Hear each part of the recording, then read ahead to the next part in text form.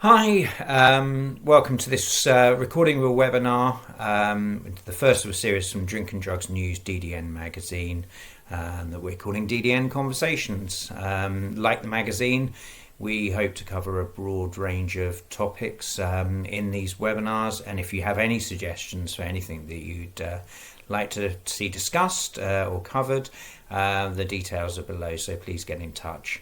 This webinar is on women in residential treatment, Time Held Gently, which is the name of the report, sponsored by Phoenix Futures and Nelson Trust and written by Hannah Shead.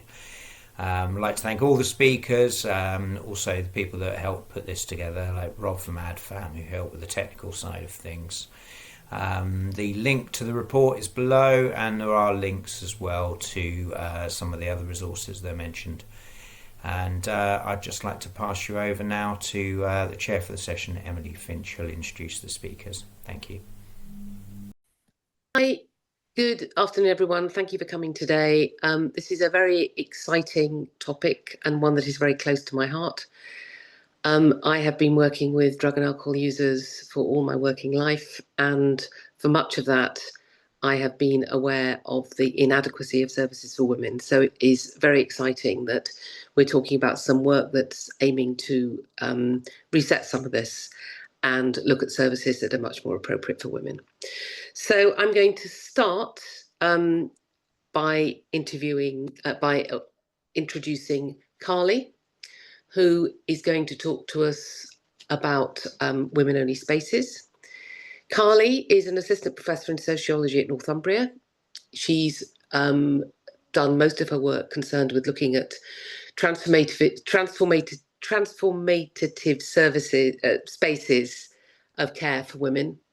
And she's recently produced a Women's Building Manifesto, which is a document that brings together the vision of women's buildings, drawing on the imagination and experiences of women from organisations across the UK. Just as a slight change to the programme, we are then going to go to Hannah, who's going to talk about her work looking at women's access to rehab. And then we are delighted to have two recordings of two service users who are going to describe some of their experiences. So if I can hand over to Carly to start us off. Thanks, Emily. So I'm sharing my screen. Hopefully everyone can see that okay. So I'm going to talk about the Transformative Justice for Women project. And this project and other work on in this been done collaboratively with my colleague Rachel Showager. So I'm presenting our work on behalf of both of us. This particular project, we were aiming to learn from and connect with and capture the visionary imaginations and practices of women's organisations from across the UK. Through the work, we were considering the space and design of these various buildings, exploring what a women's building as a utopian feminist infrastructure looks like and feels like, and how these are being realised in different spaces and practices across the UK. So we weren't actually talking specifically to rehab services or residential services, but I think the principles of trauma-informed design cross over despite all of the different organisations having particular functions and considerations. So the guiding question for the research was, how do women's organisations across the UK create truly transformative, effective and sustainable spaces that support women, their families and communities? And what can we learn from existing models to support the work of other transformative spaces and the creation of them? So I'm not going to talk too much about the methods, but we adopted a range of different methods, including site visits and interviews, a conference that brought together women working in these organisations, and collage workshops with women who used the buildings. And the collage workshops in particular provided a rich and enlivening way of exploring women's vision for this ideal women's building and insight into how these are being created in the present. So the organisations differed in focus and in provision. Some were focused on providing services for young women, youth groups, etc. Others focused on one-to-one counselling or group support. Often there was some form of work and employment training. Others might have quite a close relationship working with probation services, for example. Many have facilities like showers, laundries, food banks, and provided benefits advice, job seeking advice, and had communal spaces where classes, workshops, skills development workshops were run, etc. But despite this real variety of service provision, there were similar core principles coming up again and again when we spoke particularly to women who worked in these organisations. And I've listed here just everything that was mentioned across all of these different conversations we were having. And the leaders of the organisations that we spoke to talked about how these principles fed into every element of the work they do. So from the decisions they were making about service provision, right through to the design of the building and interactions with people in the space. So the manifesto itself is organised around principles of transformative justice, which is a political framework built by Black, Brown and Indigenous thinkers and activists that seeks to respond to violence without creating more harm. So in the manifesto, which I can share a link to in the chat, we considered 4 different areas. So building capacity, thinking about how organisations grow, how can they be sustainable, how do they develop workable funding models. Secondly, what does it mean to take a holistic approach, embedding care and trauma-informed work wherever women are in terms of their needs. And thirdly, how can these spaces support women to heal and process their trauma? And finally, how do we create secure but safe non-punitive spaces? So I'm going to talk a little bit about what this might mean in terms of the space and the internal and external design of the building and what people were saying to us about what this means. So what we were asking in the collage workshops in particular was we invited women to design their ideal women's building. So to think about the sort of sense, the atmosphere, the look, the resources and their movement through this space. So I'm going to talk about 3 different areas that sort of came out in terms of what a building should look like, what it should contain and what it should be doing. So firstly, I want to talk about communal, creative and collective spaces. So these might be art and craft spaces, but also sort of singing workshops were mentioned, cooking together, so having sort of well-equipped kitchens were all really really important.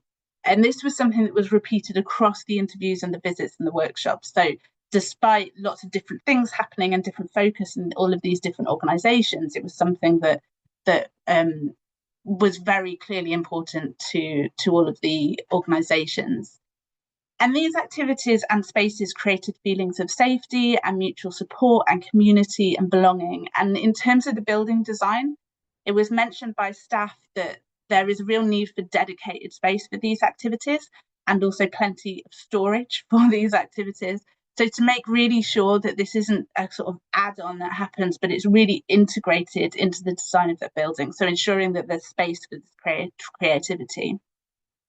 And similarly, displaying women's artwork on the walls, or if relevant, if selling their products in shops or cafes, some had these attached to their buildings, was a way of centering the women in the spaces and recognizing the value of their work.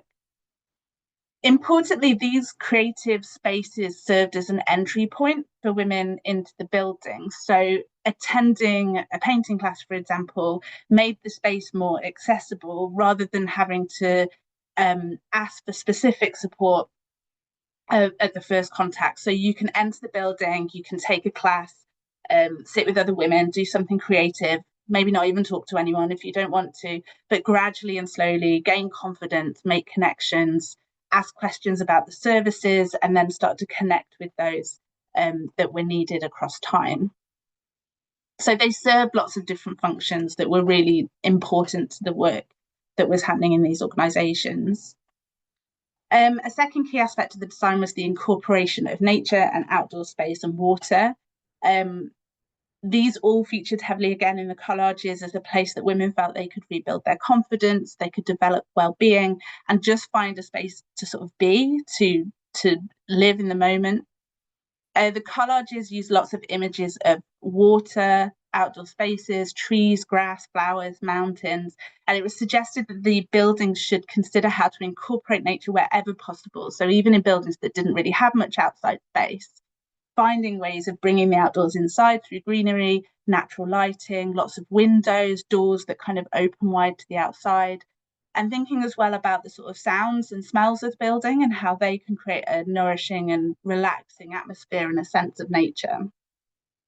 This also involved thinking about colour. So the colour of the walls, for example, was often discussed in terms of not wanting to have spaces that were reminiscent of institutionalised spaces like hospitals or detention centres or prisons. So a lot of women commented on that kind of light bluey green that's often used in institutional spaces, but to kind of create a sense of calm, but then just becomes sort of reminiscent of these spaces when used elsewhere. So thinking about all of these different details was really important. And finally, our third kind of consideration around the space is thinking about secure, safe and non-punitive spaces. So safety, unsurprisingly, was a central concern, and something that had to be carefully thought about was, what does it mean to design a safe and secure building in a trauma-informed way? So how can a building feel safe and secure without being reminiscent or reproducing punitive systems and institutions or control and restriction within the home that many women will have experienced? So whilst security is at the heart of the building, there needs to be careful consideration given to the look and application of security measures. So some of the kind of secure by design examples that were offered included keypads on the doors or controlled access, panic buttons, automatic lighting, so nobody kind of has to walk into a dark room and scramble around for the light switch. But there was always this recognition that there was this tension between a need for security and the need to create a safe and welcoming space.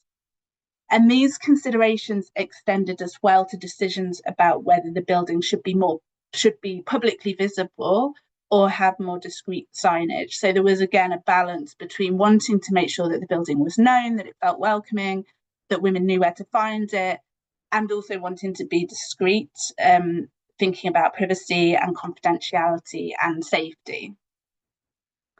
And where buildings had some relationship with the criminal justice system, so for example, if probation meetings were taking place there, or if women were serving their probation there, careful thought needed to be given to the visibility of this relationship. So not having that explicitly stated on the door. One organisation did have that and then realised that it was creating lots of challenges for women coming into the building because of this risk of stigmatisation and also women's right to confidentiality. So the idea of the building being secure by design meant embedding safety features in the building design, ideally planned in consultation with the women who would be using the building. And this offered a way of maintaining this balance between security and feelings of safety.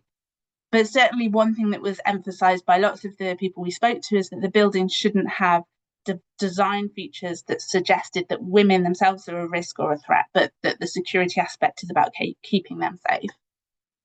And of course, creating this feeling of safety included comfy chairs and nice blankets, friendly, welcoming people at reception, showers, laundrettes, and other facilities for self-care.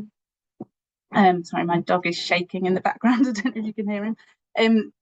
The women talked about the importance of taking care of yourself after having been through an abusive or traumatic experience, but how being able to take physical care of yourself is about building up or requires building up a sense of self-worth and feeling safe enough to be able to do that. So through the collage workshops, women were engaging in a kind of no limits imagining of their ideal women's building. And this incorporated swimming pools, nature centres, sensory rooms. And this illustration sort of brings together everything that anybody mentioned during this process. So just to kind of point out some, there were sort of outdoor spaces, a farm and a restoration centre, lots of butterflies, a theatre, a library, a exhibition space. So remember, this is a kind of ideal no limits vision. All the women we spoke to who worked in the organisation emphasised the need for storage. Everyone struggled with storage, and there was a lot of other considerations around how to create the ideal workspace for people. So how to create these nurturing environments for staff as well to make sure they were well cared for in order to continue doing the work they were doing. whilst this was in many ways a sort of future-focused exercise, the women were imagining what they might want in an ideal building. They were also sharing what was valued in the buildings they had and how they create this ideal space in the present.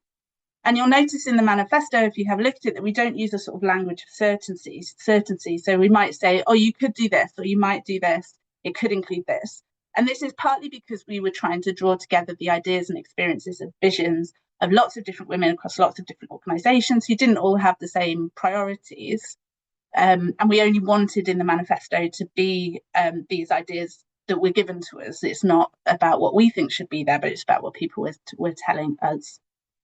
But we also wanted to think about the space as one that is responsive and that changes and develops. In order for the building to facilitate and generate a sense of belonging, there needed to be an openness to change and flexibility, as women and their needs will also change. So a sense of belonging is something that's constantly created through collaboration, discussion and listening. And this is something that the organisations incorporated into their strategy and governance. So to represent this in the manifesto, we left the illustration blank for people to colour in themselves and to add to. And you can see one woman did this at our manifesto launch, adding things like an open air cinema, roof gardens and other details. So we shouldn't necessarily assume that these ideas that our ideas about what the building should be is final, or that we've reached an end point, because the needs of women change and the demographic changes. And as far as possible, this needs to be considered in the design of the building. And we also kind of acknowledge that there are, of course, challenges and limits faced. And this was unsurprisingly something that was talked about in a lot of detail by the people who worked at the organisations that we spoke to. But what they kept coming back to was that they're trying to create these transformative spaces, even though they're facing all of these challenges like reliance on restrictive funding models and resources. And so the joys and the challenges are coexisting. They're not waiting to try and create these spaces.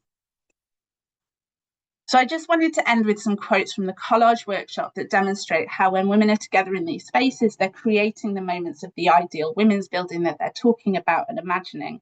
So this transformative space is something that can be lived and created in the present.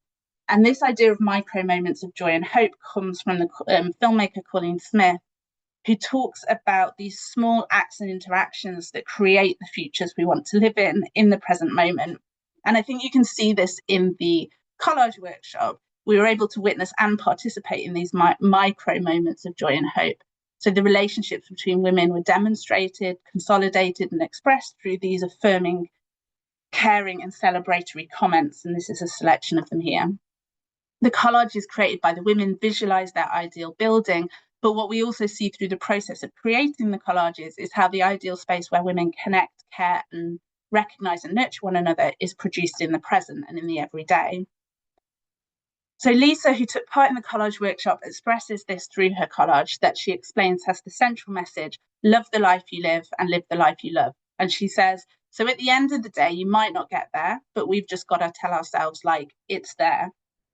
And to me, the message there is to look at what women are creating, because they're creating what they need and then seek to support it. Thank you.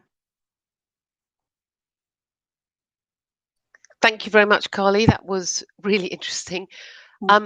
We are going to have questions at the end, if that's okay with everybody.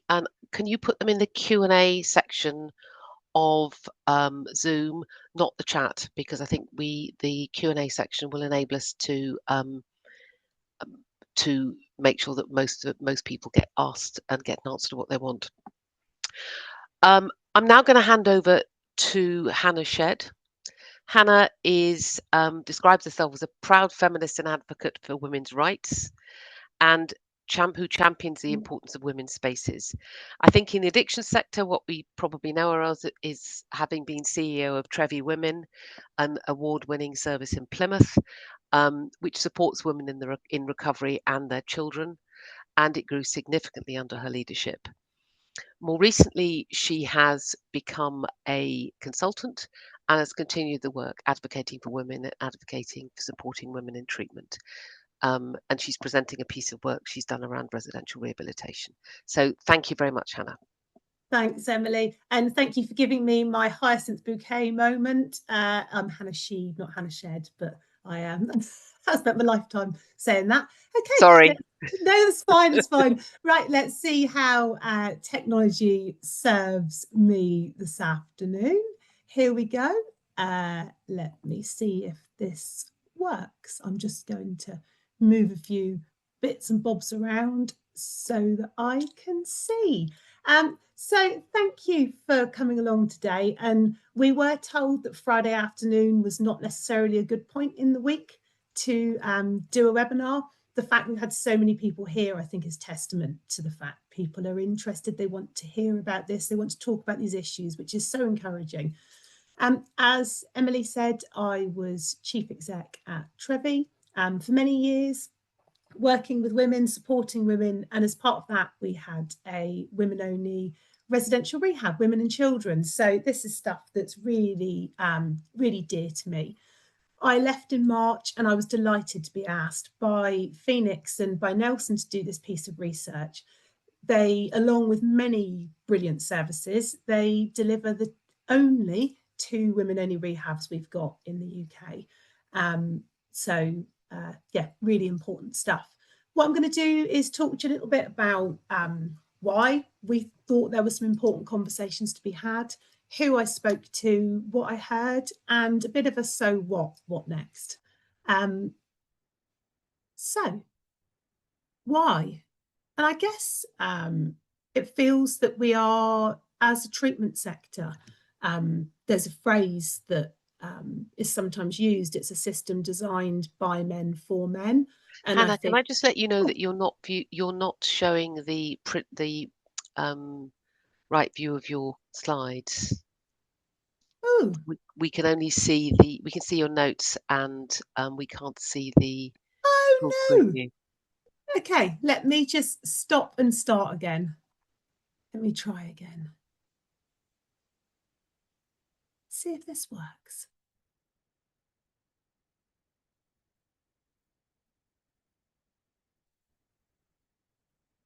Okay, does this work? Yes. Okay, it might mean now that I can't see my notes, so let's hope I can remember them. Yeah, it's a system that is often described as being designed by men for men, and so there's I think we've come a long way, and certainly in the report I talk about some of the work that's been done over recent years. The last 4 years alone have seen 5 reports into women's experiences of treatment, and that's experiences of trying to access treatment, some of the barriers. But I think it's fair to say that we've still got some work to do. Those reports are very much focused upon women's experience in community and haven't necessarily looked about women's residential journey. And that's obviously a really important part of it. And when we think about women's rehab journey, there's loads of evidence out there about the merits of residential rehab. We know it's a really effective intervention, but actually, are we looking at it through the lens of women's experiences? And that question about, are we gender blind? What we mean by that is, are we thinking about women's experiences as women, whether that's as mothers, women who've experienced relationships, women as survivors of male violence? Those are important questions. And certainly when we started this piece of research, one of the things that we thought was really important to talk about was women's experience of trauma. And we talk about relational trauma. And what we know about trauma is that all exposure to abuse, that there's that sort of stranger danger myth that in childhood, it's much more men and women are likely not to be harmed by someone, a stranger, and more likely to be harmed by people known to them. But that changes as men grow up. Harm is much more likely to be from someone not known to them or someone who is opposed to them. For women, that harm still takes place within the context of people known to them. A woman is much more likely to be hurt by someone who says that she loves them. So when we're talking about how we provide support and help to women, holding in mind that sort of relational trauma is really important, especially if we're thinking within a therapeutic context. Yeah, we wanted to talk about 12 weeks. How do we get to a place where 12 is the magic number? In our treatment sector, I remember when I first referred someone to residential rehab, it was sort of quite standard practice that someone might go for 6 months, 9 months. We've got to a place where now often it's 12 weeks. Why is it 12 weeks? How has that become our sort of standard? What does the research tell us? Well, the research, and we looked at this in the report, the research shows that beneficial outcomes begin around the 90-day mark. So we know that sort of 90-day plus is the minimum amount of time that we want someone to be in residential treatment for. But is there a sort of, have we got to a place over the years where what started as a minimum standard has become just the standard? So there was a bit of a question around that. How have we got to that sort of 12 weeks? And is that right? Is that right for women? So we wanted to talk to people about that and get their sort of insight and thoughts around that. So what did we do? So we looked at the data. We spoke to women in treatment. We spoke to women who've completed treatment. It was great to come and talk to women living in both residential services, hear their stories and really try and put their voices through the heart of this report. And we also spoke to professionals working in the field. We spoke to stakeholders. We spoke to people who are involved in referring people into residential rehab and supporting them through that journey. So what did the data tell us? So we looked at the NDTMS data for women that have come into both services in 2024-25, and we found that over 3/4 of the women had disclosed domestic abuse. Now we know that's potentially an underreport because people often, when they're first asked these questions, may underreport. But it's interesting, I think, to compare this to what's the general population data. So 3/4 of women in our residential services are disclosing domestic abuse. The general population data is 27%. It's 1 in 4 women. So we can see that we're working with a group of women who have had greater exposure to that intimate partner violence. 1 in 5 women disclose a history of selling sex. Again, I think it's probably fair to say there's likely to be an underreporting here. And it perhaps isn't picking up some of the other behaviours that or experiences women might have had, for example, exchanging sex to pay off drug debts, maybe their own or a partner's. But what we do know, and I do work with another hat on, involved with supporting women involved in the sex trade, and we know that there is a lot of violence. They're exposed to high levels of violence, and the specialist response that they need to sort of recover from some of those experiences can't be understated. So I think these are really important things for us to think about when we look at how do we get it right for women in terms of their sort of therapeutic support. 70% disclosed a mental health need, and I think anyone working in the sector would say that's not a surprise. But I think what's interesting when we look at women's mental health needs, what we heard from women, what we heard from people sort of working in the services, was that often women are coming in with a mental health diagnosis. Not uncommon to have ones around trauma, so emotionally unstable personality disorder, other sort of diagnoses, but without any treatment in place. So I guess a question about how helpful that's been for women, that they come in with that diagnosis, or some might say label, but without that sort of support they need on their recovery journey. As mentioned, we wanted to look a bit around that sort of 12 weeks and outcomes for women in treatment. And when we looked at the women that had been through treatment, we looked at the 96 women that had started treatment.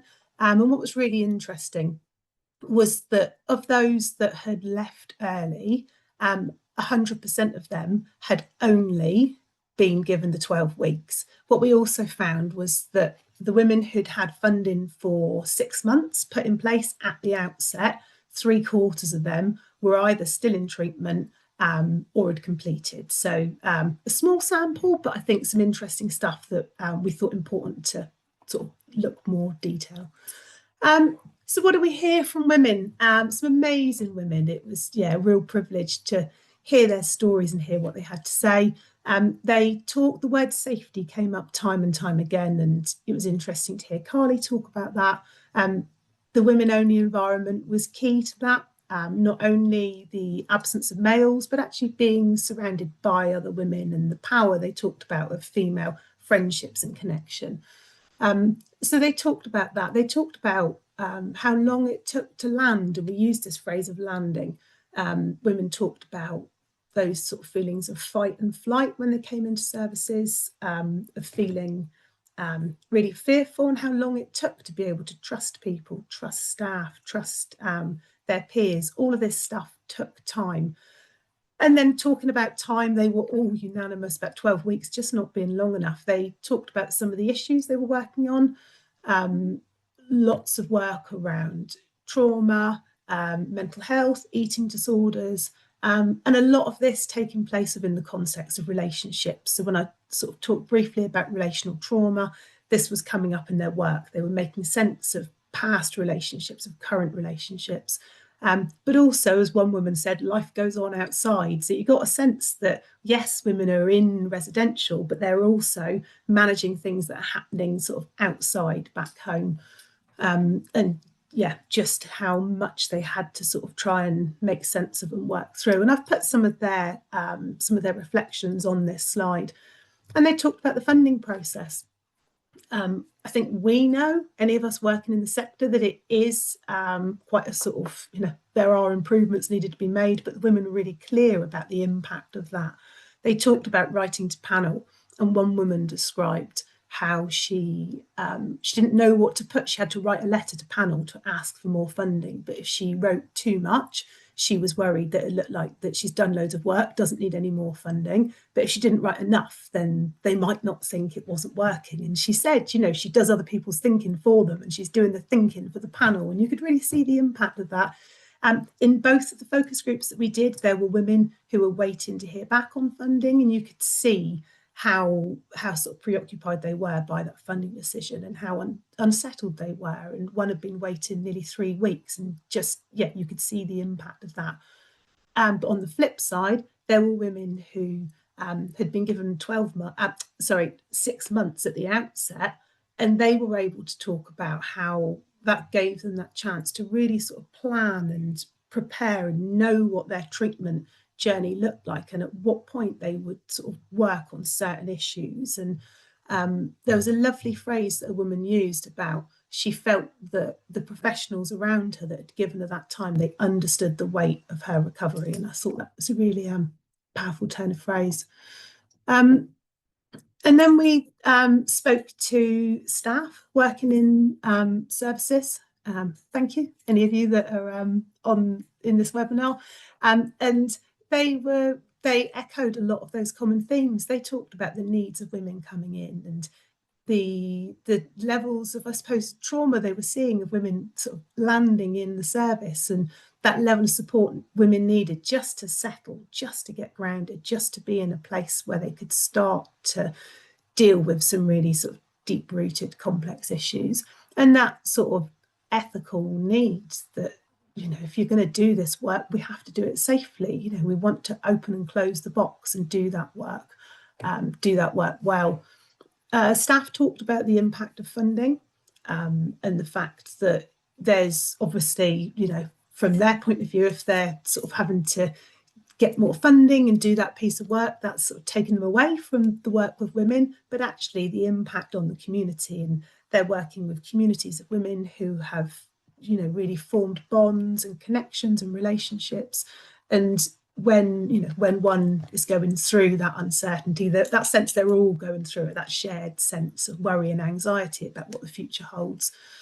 And then the stakeholders that we spoke to, lots of similar themes. They talked about what were they seeing in the needs of the women that were being referred into rehab, and I had the same sort of 3 things time and time again. I had domestic abuse, mental health, trauma.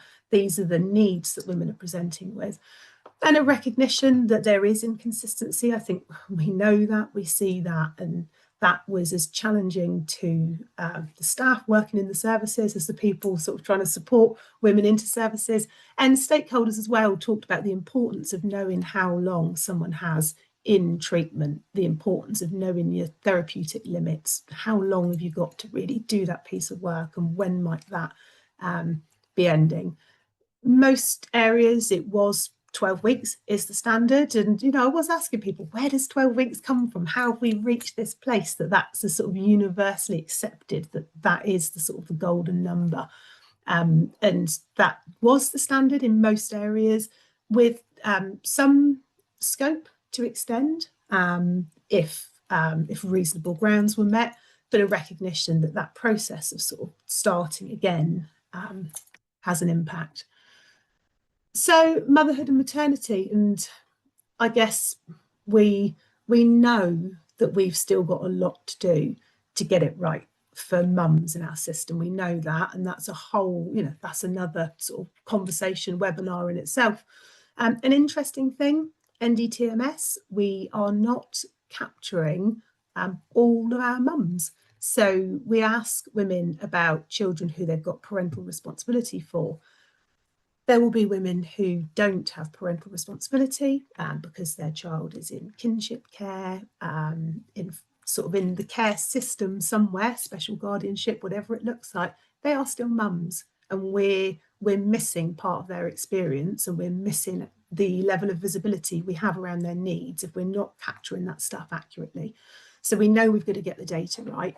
3/4 of the women that were in treatment in the services were mums, and what we know is that being mums, you know, was a full-time job for them, and we really heard about women's experience of mothering long arm, and that wasn't just mums with younger children, that was mums with kids in their 20s. They're meeting their needs while they're back in the community. The mums are still mums. But we also heard about those real challenges around children's social care, and we heard about cases where women had left treatment early because they thought they need to do what the social worker or social services are asking them to do to prove themselves, and yeah, this sort of the potential consequences. And I think, you know, we say it, but it's really true. As a sector, we've got to look at how we can get things right for women and their children. So value for money. And it's interesting, isn't it? Because I think it's the, no one likes to talk about it, but everyone did talk about it. And I'd say it's the elephant in the room, but it isn't the elephant in the room because everyone talked about it. The women, they all knew that residential rehab costs money. We know that actually we do get good value for money from the residential offer. We know it's not for everyone, but we know that when we look at the potential savings across the wider system, it is a value for money intervention. We know that. But I guess there's a question about, are we getting the best possible value for money if we're not giving people long enough? And what does value for money look like with when we're looking at women in residential treatment? And I'll come back to that sort of small sample, but what we know is that the women who had left early were those who only had the 12 weeks of funding. A number of the women that I spoke to had been to residential treatment before. We know that people's treatment journey isn't necessary, it's not a linear one. People will sometimes need an intervention more than once, but women were quite clear that one of the reasons that they had gone into residential for a second or third time was because they hadn't had the time the first time to do the work. And I thought this was a lovely way of putting it. One of the women I spoke to said, I cut the bushes last time, but the seed was still there.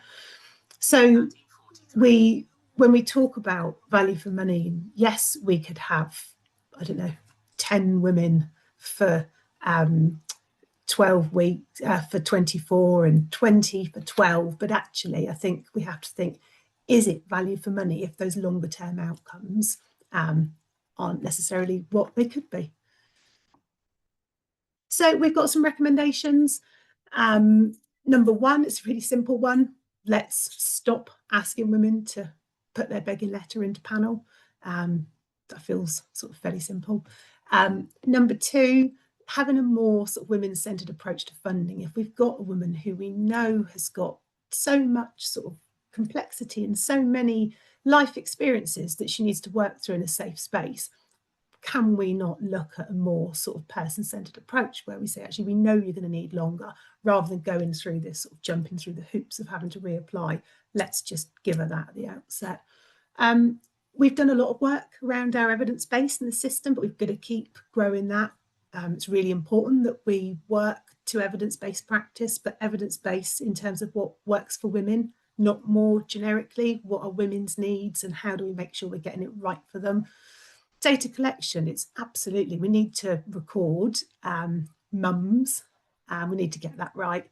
And then value for money, let's have some honest conversations about what we mean when we say value for money. And yes, it's tough times, but it's important that we get it right and actually, you know, that we use the public purse wisely. And keep the conversation alive. So we want to keep talking about this stuff. And we were really clear in the first conversation we had about this research. We said we don't just want this to be something that's done and then sort of parked. This is about ongoing sort of improvement in our sector. And so there's an invitation here to everyone in this webinar. Go back into your services, talk to your colleagues, talk in your team meetings. What do women need that might be different to the men we're working with? How do we understand what women's needs are, that, you know, how they're different? How do we as a treatment system make sure that we're offering women that equitable access to recovery? How are we making sure that their sort of pathway in is a fair one? And then what improvements can we be making? And I think there's many more that we can, but I think it's on us as a sector to keep having these conversations. And certainly I know that my colleagues in Phoenix and Nelson, you know, doing that specialist work with women would come and be part of these conversations and would love the chance to come and sort of, have some of those discussions. And please read the report if you haven't already. So many, I really tried to sort of capture women's voices and women's experiences. So please read it, read what women said. Their words are always the most powerful thing I find in this space. And please get in touch if you want to know more at all. And, you know, hopefully the QR code works, but you'll be sent a link to it anyway. So thank you very much. I'll stop sharing. Thank you very much, Hannah. That was fascinating. Can I remind everyone to put questions in the Q&A section of Zoom so we can have a discussion at the end? I think we're now ready to go on to have some input from two women who've been in rehab. Got these in the form of videos. Ian, I assume the first one is going to be Kim. If it is, maybe we can have that now.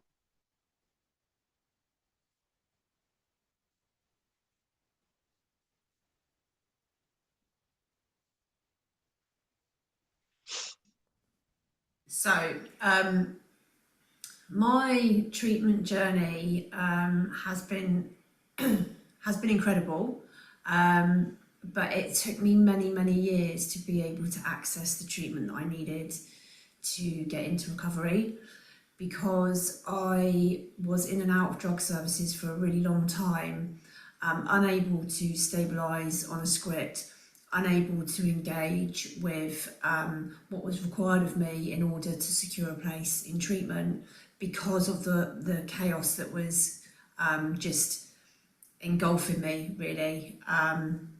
But when I went to prison, I was able to get a little period of stability on a script, and I worked with drug services, and I was able to access treatment from prison. But I do feel that the only reason I was able to do that is because I'm familiar with the system, and I was familiar with some of the people in the system that have known me for years. I was able to access that help quite easily because I knew who to speak to, I knew who to ask for, and I knew what help that I needed to ask for because I knew what was available. I'm not sure that if you're not familiar with the system and you don't know where to go for help, I'm not sure how easily accessible that is going to be for all women. And I was fortunate enough to, you know, because I already had a relationship with my care manager from when I was in the community, the process for me from getting from prison into treatment was really quite smooth and really quite quick, which I'm really grateful for. And I got 6 months funding and I was able to do what I went to treatment to do. But what I did notice was that, you know, I didn't actually land in treatment. I wasn't able to really start engaging until at least 6 weeks into my treatment journey, and that was with a period of stability beforehand, just because things were so chaotic and so unmanageable on the outside. And that's what I've noticed with a lot of women. They're coming into treatment and they have, you know, issues with their children, with social services, they've got mental health issues, some people are unmedicated, undiagnosed. You know, there's domestic violence issues going on, there's housing issues, there's financial issues, all of which is part and parcel of, you know, the treatment journey. And I think by the time a lot of women are able to breathe and settle down and come into their treatment journey, what's then happening is that they don't have, particularly where I was in treatment, they don't have enough time left to be able to commit to the specialised women's group that I think all women should have access to. You know, there is an option to be able to apply for extra funding after a certain period in your journey, but it is almost like it's almost like a begging letter, you know, trying to prove your worth to the commissioners and the people that are actually funding your journey, who don't really have the personal experience of you to be able to make a judgment on whether or not, you know, you should be entitled to extra funding or not. Everybody comes in with different stuff, and it just feels like having to write the letter is almost, you know, please see my worth, please, you know, acknowledge that I'm trying this and I'm worth it and I'm worth investing in. And, you know, for people that suffer with low self-esteem and low self-worth anyway, that can be a really tricky experience. But definitely, you know, there's help available for women. But I don't feel that 3 months, I've seen a lot of people come and do 3 months and they just don't feel ready to be in the world, having to fulfill all their duties as a mother, as a wife, as a family member, going back to work. The 3 months just doesn't feel like it's giving people enough grounding, if you like. And that's kind of been my experience. I feel really grateful for the experiences that I've had. I think improvements could be made definitely in the criminal justice system in terms of how women access care from within the prison service, because there is women, I know for sure that there's women that would like to learn how to live in recovery, but they have no idea how to access it, no idea who to speak to. Quite often when they're going to a drug and alcohol worker in prison, it's just to sort out their script and making sure that they're stable for when they leave, which is obviously really important. However, many of these women don't know how to access any care other than that. So I think that's really important, and I speak from experience of my own journey around that. And there's something about what happens in the community when somebody is trying to access treatment. And I know that, you know, I needed to go to prison in order to get the stability that I needed to go to treatment. But I think asking people to turn up and do, you know, lots of groups for at least 6 months before they access treatment, I think that's asking a lot of somebody who's already finding life really very unmanageable. a lot of women being in the criminal justice system, a lot of women being in domestic violence and domestic abuse and sexual abuse and financial abuse. It's a very, very difficult thing to ask women to do in order to secure their funding. Yeah, so like I mentioned earlier, the letter to the panel, you know, the begging letter, I'm calling it the begging letter, the letter to the panel is something that I feel can be quite a difficult thing to have to write, because what you're asking people to do is invest in your future, and you're not even sure yourself yet what your future looks like. But what you're technically saying is, please take a chance on me, because my life is worth it. I want to live. I want to recover. I want my children back in my life. I want to live a life that's worth living. I want to contribute to the community that I live in. But actually getting from a place where your self-worth is high enough to be able to write a letter for yourself, it can be quite tricky. So, I'm just not I'm not a fan of everyone comes with a standard 3-month funding, because everyone is an individual, and I just think that I can only base it on my own experience and what I was witnessing around me when I went through treatment, is that women need a little bit more specialised care, which you can have, but you need to be in a position to be able to access it and process it in a safe way. And I just don't think that can all be done in the space of 3 months. And I just don't agree that, it should be a standard 3 month. And then you have to go, and so again, you're going in, you're unsure, you're not sure how long you're staying for. You've got people looking after your children, and you've got, that's a whole nother thing that you've got to sort out, is the childcare, because you don't know from the get-go how long you're actually going to be in treatment for. And all those things, all those elements have have a place in when you're trying to plan for what your treatment journey looks like.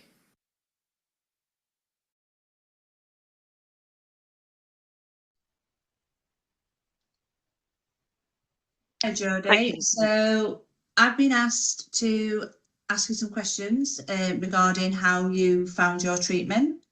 So can you just tell us a little bit about how you came to come into the family service? So, how you found out about us, if there was any challenges for you to come in here, how long it took, things like that. Social services got involved when I was pregnant with my son, took him off me at 5 days old, told me there were no places to go to when you're pregnant to do rehab or detox or anything. And I knew there was. I knew of a couple. I know of people that have been. Social services wouldn't let me come after after my son was born. So I carried on using, then Turning Point got me a place at Detox for 2 weeks in April. I went and did that, and then I was meant to go to Phoenix as soon as I left there, and the Guardian went to court and said no. I got offered several different places at different rehabs, mother and baby units, again at Phoenix quite a few times, and the Guardian had always stand in the way and wouldn't let me go. So after Detox, I'd done 3 months clean in the community, going to see my son at Contact, going to Cocaine Anonymous meetings, and then after 3 months of proving myself to stay clean, I went to Phoenix. Okay.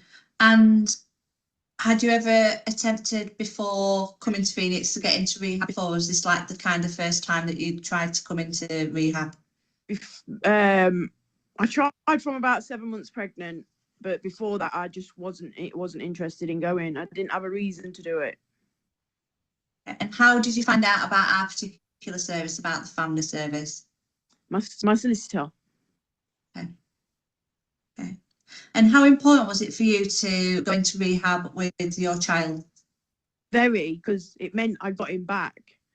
all the places I was offered, and they all fell through. I still didn't believe I was gonna have my son on my own till I got there and got my bags unpacked and just sat there in my room with him. I thought something was gonna go wrong and say no, we're taking him back. It was really important to go with him because it meant after 4 months without him, I got him back. Yeah. And part of the research report, we've heard from women about how long they've needed to settle into treatment to build trust, especially with professionals that they're working with, not just professionals outside, but also professionals within the service. What are your thoughts around that? I settled in really quickly, so you get like you don't have to go to groups and things like that on your first couple of days. But I wanted to. I jumped in. I was so ready just to have some recovery help, and just to be part of something as well, to give me a bit of purpose. So as soon as I got there, I was in a group the same day. I went to a group that night as soon as I put my son to bed. I got on with all the professionals really well, really quickly. So in my case, it was really, really good. But other people take a long time to settle in. Yeah. Okay. And in the research report, it highlighted the need to improve how mothers are supported. What do you think we can do to improve the experience for mums in treatment? I think the main thing is we miss our families. We miss home. Maybe more visits. People coming in to see you, more calls, just more time with your family. Because I know I've got 2 older kids. And I miss them on a daily basis. That's all I wanted, my kids. And it's just hard without them when I'm used to having my older kids there or on the phone when I want. Yeah. Okay. And we're also recommending that women should be given the option for funding for more than 12 weeks.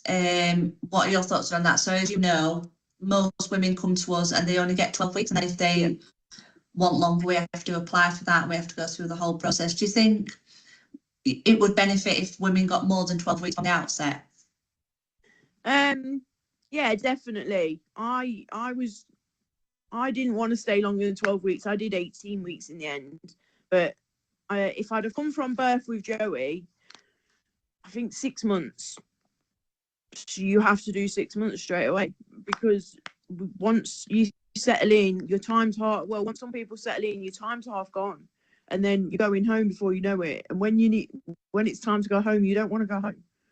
So just that extra time, just you and your baby, and support you need. Because when you come home, it's the real world and things are very different. You live in a bubble while you're in there, and that bubble's nice to live in. Yeah. Okay. And what difference has it made to you coming to rehab? It's changed my life. Absolutely changed my life. I've made some amazing friends there. That one of them I talk to every day. We see each other and her little girl. And I didn't go to make friends. I said that. I said I don't want to live in a house full of women. But a few of the girls I still speak to, I've still got my son with me. And if it wasn't for going to Phoenix, I wouldn't have had that chance. I don't know where I'd be right now. I certainly don't know where my son would be. And what would you say to other women or mums in your situation that are thinking about going into rehab? What would you say to them? Don't think about it. Just go.